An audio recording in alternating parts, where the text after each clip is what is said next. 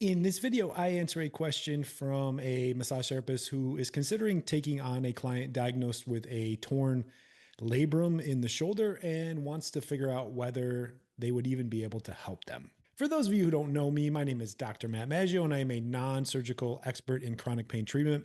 My focus is on finding and fixing nerves that become stuck to muscles with a glue like substance called adhesion, also known as scar tissue, and reducing inflammation from chronic pain naturally without the use of medications or injections. This leads to a significant increase in flexibility, function, and long lasting pain relief. I'm also the creator of the Peak Method, where we teach overworked massage therapists a new treatment system that cuts session times in half and eliminates the frustrations of inconsistent results so they can avoid burnout and help more people get out of pain. All right. So this week's question came from Andy from Oklahoma, who is in year 10 in practice and does a lot of sports massage and recovery treatments. His question was, I recently had a new client reach out who has been diagnosed with a torn labrum in the shoulder that came about with no direct injury or accident. And they just woke up one day and had a ton of pain in the shoulder. They have done a few rounds of injections and 6 weeks of PT, and nothing seems to work so far. They really want to avoid surgery for this problem and have noted that I was their last hope for that. I definitely want to do whatever I can to help this client, but worried about the diagnosis of the torn labrum in the shoulder that I won't be able to help to do much. And I don't want to take them on unless I'm sure I can help. Thanks for sending that question in, Andy, and I'm going to try my best to answer this. And as I always say, if you have any questions you want me to cover, send them my way. All the information to do that is in the description box wherever you're consuming this video. So over here, I got a really nice gross anatomy picture of the shoulder and the labrum and everything like that. It's pretty cool. I like to nerd out on anatomy. So, why do labrum tears happen in the first place? So, one key thing that we want to note here with this case presentation is there was no direct trauma there. One day he woke up, reached for something, and the labrum just decided that it wanted to tear. It didn't happen on that one thing, it was things that kind of built up over time. So, over time, especially muscles in the rotator cuff, they get overworked, especially infraspinatus, teres minor, subscap. And when they get overworked, they develop this stuff called adhesion, also known as scar tissue. Gets inside the muscle, makes it harder for the muscle to be able to stretch and move how it's supposed to. And then eventually it does get stuck to the nerves. And one of the most common nerves it gets stuck to in the shoulder is what is called the suprascapular nerve. Suprascapular nerve is really important in motor function for supraspinatus and infraspinatus. And then that nerve gets entrapped too. So now you got adhesion in the muscle, then you got adhesion in the capsule, then you got adhesion in the nerves. The force has to go somewhere. So eventually, what it does is it goes to the labrum, which is like the joint in the cartilage of the shoulder, and it just can't handle all that force. So eventually, what happens is it slowly starts to fray away till one day you got a torn labrum and you're like, how the heck did this happen? I do like taking on cases like this when there's no direct trauma. Like if they were in like a horrible accident or like maybe they dislocated their shoulder a bunch of times playing sports, the chances of us being able to help them as much are a lot lower. I kind of like these no direct trauma because it's showing me there's some type of compensation and there are things that we can do to actually help. And what you're seeing in this situation and what the medical system and why it's so messed up is cause versus effect. They're looking at the labrum on an MRI and they go, oh, you got a torn labrum. We need to fix that. I think that is the effect. It's not the true cause. I always say, think of the torn labrum and the joint and the cartilage is like your thumb stuck inside a car door. The car door is all of the surrounding adhesion. We can't give this a chance to heal up until we remove the adhesion first. So I'm not saying they don't need surgery, but starting with surgery right away doesn't help. Next thing is don't be afraid of degeneration. Degeneration is just general terms that things just kind of get a little bit older before their time. There's still a lot that we can do as soft tissue providers and conservative care providers to get the pressure off of that degeneration and give it a chance to heal up. So don't be afraid of like torn cartilage and things like that. It's still in your wheelhouse and it's something that you can really help. Here's a conspiracy theory that I have, but I think it's true. I believe that getting injections, and they've shown it in studies, it actually degenerates the tendon, the joint, the cartilage a lot more. So I think a lot of these doctors are honestly injecting it, knowing it's going to make it worse so they can justify a really expensive surgery down the road. But I won't take you down that rabbit hole in this video. So why are surgical outcomes so poor? One, like I said, it's treating the effect, but not the actual cause. The other thing too is like the cartilage in the labrum just doesn't get good blood supply. So it doesn't really heal up like it's supposed to. And especially if someone's a little bit older, like I say anyone over 30, they tend to not to do too well with these surgeries because it just doesn't heal like it's supposed to, and they didn't clean up the tissue in the first place. So how would I manage this in my own clinic? And I've managed many of these cases over the years that have had really successful outcomes, and the clients actually avoided surgery and functioned a heck of a lot better. I start by treating all the adhesion. And the first area where I want to treat adhesion is going to be in the suprascapular nerve. As I said earlier, the suprascapular nerve's job is motor function for the supraspinatus muscle and the infraspinatus muscle. And over time, it gets stuck into the nerve. And then the nerve, when it is compressed, it alters biomechanics, generates force other places, and then you get tears other places. Um, Basically, over time, like I said, it builds up inside there, and now it can't really function and fire how it's supposed to, but you're still putting force and load into the shoulder. So it has to go somewhere. So it continues to go to the cartilage and the tendon. Why people have tears without any direct trauma. Why do I treat the nerve first? I think there's a hierarchy in the musculoskeletal system. And if the nerve isn't trapped and isn't functioning correctly, the body wants to protect that the best that it can. So if I treat all the tissue around the nerve entrapment, but I don't fix the nerve itself, that problem is going to continue to come back. So we need to get rid of the nerve entrapment first. That's why I start there first.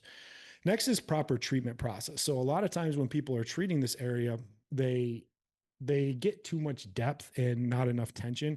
So where it usually gets caught up is right in the meat of the infraspinatus here. There's a little notch here called the suprascapular notch where that nerve actually comes through, and it gets caught in through there. And in order to treat it, we got to account for a few things. One is we have to account for the kind of curve of the the infraspinatus and the way the scapula is kind of orientated. So we got to kind of go in at a 45-degree angle. And we want to get just the right amount of depth and just the right amount of tension. Then we have the client go through a full range of motion. That's what breaks it down.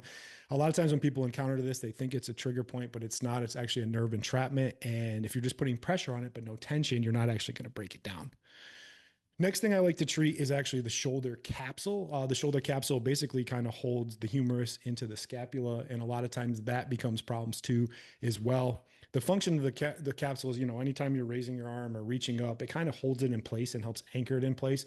What happens with that bad movement is that capsule constantly gets stretched, it constantly gets overworked, so it gets a lot of adhesion, so it alters, the overall biomechanics of the shoulder, and things aren't functioning how they're supposed to.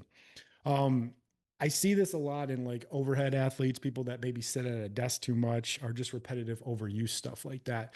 That adhesion starts to build up even more in the capsule, and it just makes the area less flexible and weaker. And then the force has to go somewhere. So where's it go? It goes to the cartilage again, hence the labrum tear. Now, proper treatment process with the capsule, it's actually a ligament. And when you treat, normally when I'm treating a muscle or a nerve entrapment, I want to get depth in. I want to back out a little bit, and then I want to tension into that. With the capsule, what I actually want to do is I want to get full depth and not come out and then tension it. And then at the end range of that motion, I want to go in there and hold it for like a 10 to 12-second count. That breaks it down. The capsule's thicker, it needs more pressure, needs more depth to actually break it down.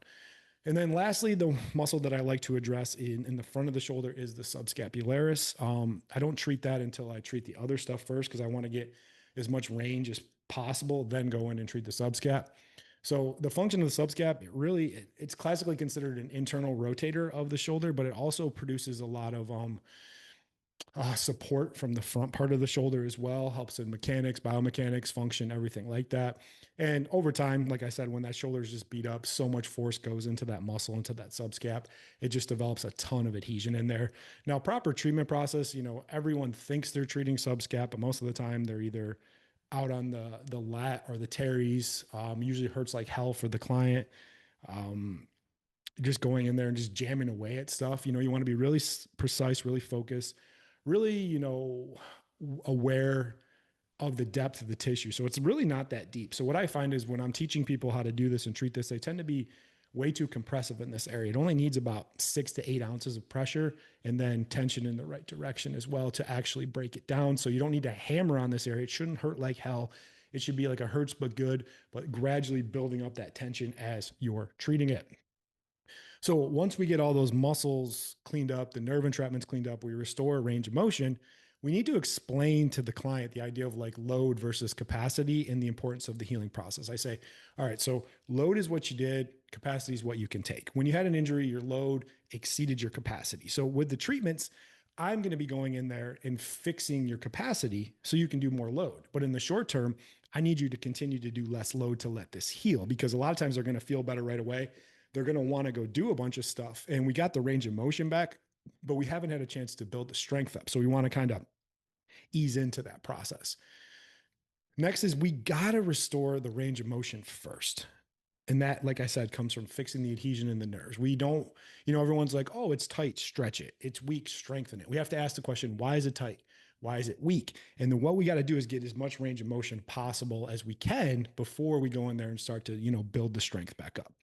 Once we get as much range of motion as possible, we do want to do some corrective exercises to isolate the weak muscle, but that's only after the tissue's healthy. I say we got to break it down first, then start to strengthen it. We got to follow an order of operations.